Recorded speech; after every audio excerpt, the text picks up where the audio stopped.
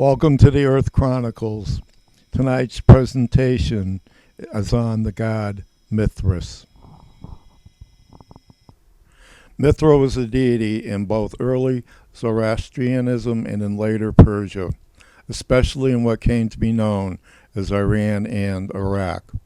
He is one of the Hurric triads that protects the order of the universe that was created by Ahura Mazda. He is also said to be the source of cosmic light. According to the Roman historian Plutarch, Roman troops were first exposed to Mithraism during Pompey's military campaign against Cilician pirates around 70 BC. It migrated from Asia Minor through the soldiers into Rome and spread throughout the empire. Syrian merchants brought Mithraism to Alexandria, Rome, and Carthage with their trade. By the 3rd century, Mithraism had spread across the entire Roman Empire. The worship of the Indo-European God Mitra dates back centuries to millennia preceding the time of Christ. The god was worshipped as Mitra in the Indian Vedic religion, which is over 6,000 years old.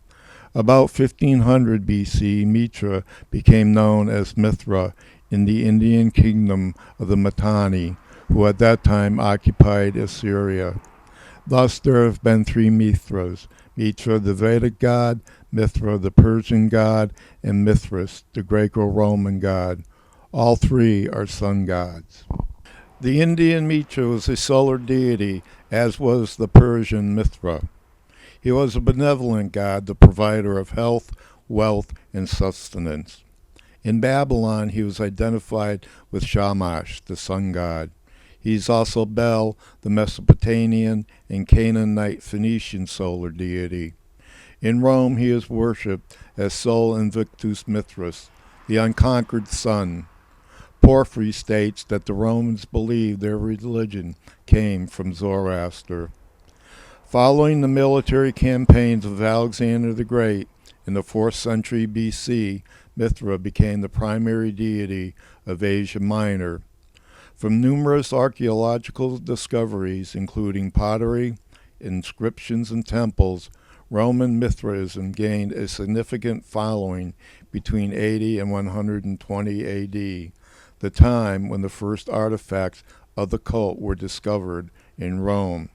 It reached a peak during the 2nd and 3rd centuries before expiring at the end of the 5th century. Thus, Roman Mithraism had its origins in not only Persian or Iranian Mithraism, but in Zoroastrianism as well, and in pre-Indo-European history of the Vedic tradition. In subsequent expressions, it incorporated unique practices based on geographical location, ethnicity, etc. The sun god is he who is the arbiter of the heavens and the earth. It is his course through the sky that gives birth to the morning and the night. Likewise, it is he that gives rise to the equinoxes and the solstices, that which delineates the 4 seasons and the 4 cardinal points of direction. Sol Invictus, as the unconquered sun, was the official sun god of the Roman Empire. On the 25th of December AD 274, the Roman Emperor Aurelian proclaimed it to be the official state religion. The cult was continuous until the institution of Christianity as the state religion. Aurelian built a new temple for Sol, which is dedicated on the 25th of December AD 274, which brought the number of temples to 4. Sol Invictus appears on many Roman coins and standard bearers, and appears on the Arch of Constantine in 3 different places. Constantine decreed Dies Solis, Day of the Sun, Sunday, as the Roman day of rest. Nonetheless, the relief of Mithras is the most telling evidence of its importance. Mithras is shown as straddling a bull's back and cutting his throat with a dagger. A serpent and dog are drinking blood from the bull's open wound, and a scorpion attacks the bull's testicles. In the upper corners are Helios, the sole sun, with a raven, and Luna, moon. Many believe this depicts the sacrifice of a sacred bull as an offering to the gods. There is more revealed here than first meets the eye. Mithras is Perseus, whose constellation is above that of Taurus the bull. Mithras, as the sun, moves across the heavens, and in doing so, he ends the reign of the bull of Taurus. Thus, he is depicted as killing the sacred bull. The relief is a depiction of the progression of the equinoxes, when the age of Taurus is ending and the age of Aries beginning. This is all in accord with the Earth Chronicle's belief that there are cycles to human civilization of approximately 24,000 years and half cycles of 12,000 years.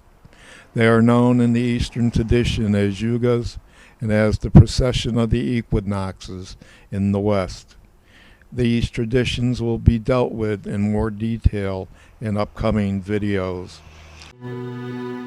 Ancient scholars who observed the precession of the equinox provided a simpler explanation than a wobbling Earth.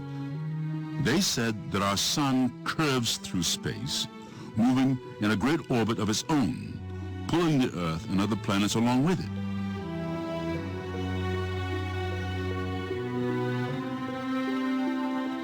If the Earth did move along with the sun on a curved path through space, we might see the same precession of the equinox through the zodiac and changing of the pole stars that the lunisolar wobble theory now attempts to explain. But it would not be caused by the Earth's wobbling independent of the sun. It would be caused by the whole solar system curving through space. Another reference frame is at work.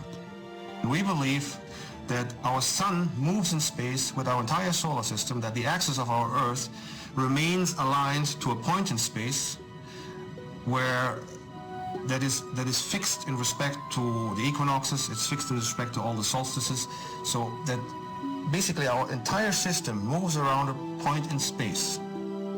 And this point in space, we believe, is a star. A partner star to our own sun?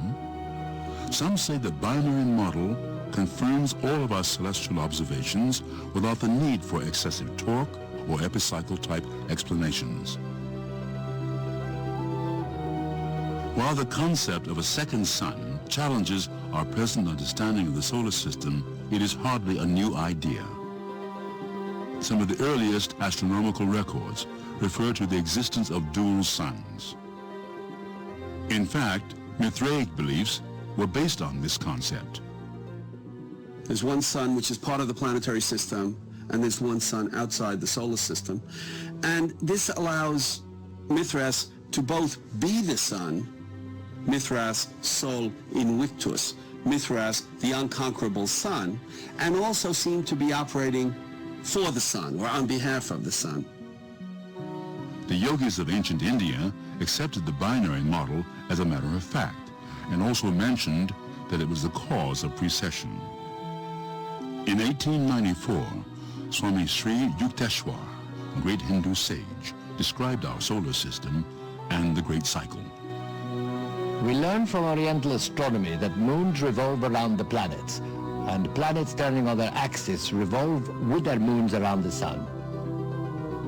The sun, with its planets and their moons, takes some star for its jewel and revolves around it in about 24,000 years of our Earth, a celestial phenomenon which causes the backward movement of the equinoctial points around the zodiac.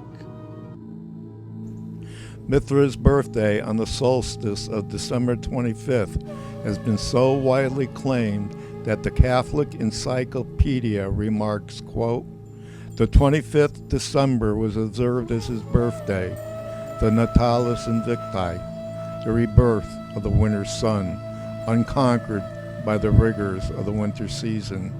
End of quote. Perhaps Mithras and Jesus were brothers.